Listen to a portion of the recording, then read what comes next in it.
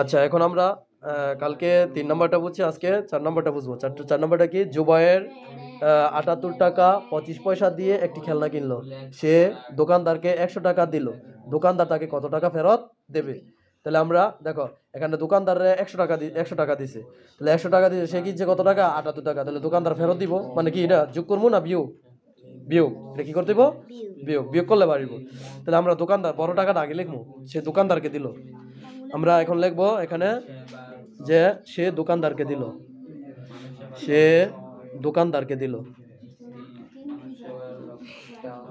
দোকানদারকে দিল কত টাকা? ১০০ টাকা।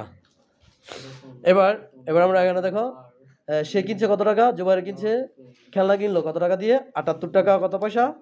২৫ পয়সা। তাহলে আমরা এখানে লিখবো খেলনা কিনলো, সে খেলনা কিনলো,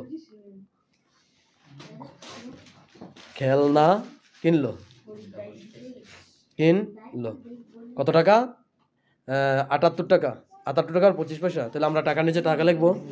দেখো না, ১০০ নিচে কি আমরা ৭৮ লিখবো। ৭ 8 ৭৮ টাকা। এবার কি ২৫ পয়সা? কত পয়সা? ২৫ পয়সা। ২৫ পয়সা আমরা লিখবো ২৫ পয়সা। কিন্তু এনে পয়সা উপরেরটা আছে, যদি উপরেরটা পয়সা না থাকে তাহলে আমরা এনে ০০ দিব, ০০ পয়সা। বুঝছো? আমরা এনে ০০ পয়সা দিয়ে দিলাম। যদি এনে থাকতো তাহলে আমরা পয়সাটা লিখতাম না। যদি এনে ১০০ টাকা ৫০ পয়সা থাকতো তাহলে এটা থাকলে, যেহেতু এনে পয়সার ঘর নাই, আমরা এনে পয়সাটার কি দিব? ০০ পয়সা। এখন আমরা এটা কি করব? বিয়োগ করব। তাহলে দোকানদার ফেরত দিবে, দোকানদার ফেরত দিবে কি করে? বিয়োগ করে। কি করে? তাহলে বিয়োগ করে, আমরা বিয়োগ করব, লিখবো বিয়োগ করে। দোকানদার ফেরত দিবে, দোকানদার ফেরত দিল, ফেরত দিল। এবার আমরা বিয়োগ করব। এবার পিছন থেকে বিয়োগ, বিয়োগ করতে করতে হবে পিছন থেকে, সামনে থেকে না, ঠিক আছে? যে ৫ শূন্যের কত তুলব? 10। ৫ আছে 10 কত হইলে? ৫ হইলে। হাতে আছে ১, এক জায়গার সাথে যোগ হইব ৩। ৩ আছে 10 কত হইলে?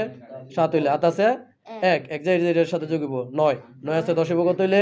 ১ হইলে। হাতে আছে ১, এই ৭ লগে যোগ হইব ৮। ৮ আছে 10 কত হইলে?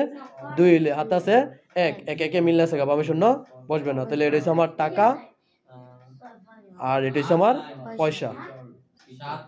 পয়সা শেষ, উত্তর হয়ে গেছে এটা ৭৫ পয়সা। ২১ টাকা ৭৫ পয়সা। দেওয়া বুঝছো কিনা?